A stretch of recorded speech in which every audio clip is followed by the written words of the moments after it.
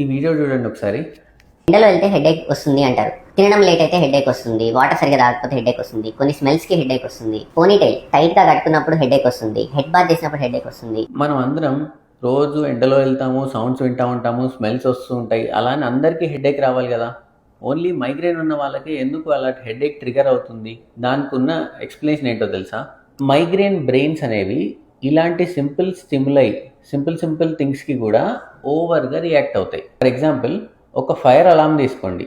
ఇప్పుడు మంట వచ్చినప్పుడే ఫైర్ అలారం మోగుతుంది. అలానే మన బ్రెయిన్లో కూడా ఒక అలారం ఉంటుంది.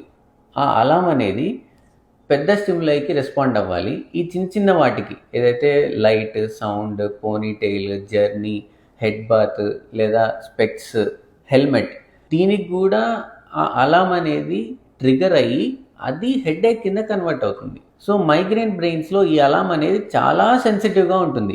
చిన్న విషయాలు కూడా ఫాస్ట్గా ట్రిగర్ అవుతుంది. సో ఈ అలారం ఏదైతే ఉందో దాన్ని రీసెట్ చేయొచ్చా? దాని సెన్సిటివిటీని తగ్గించవచ్చా? Stay healthy, stay Anand.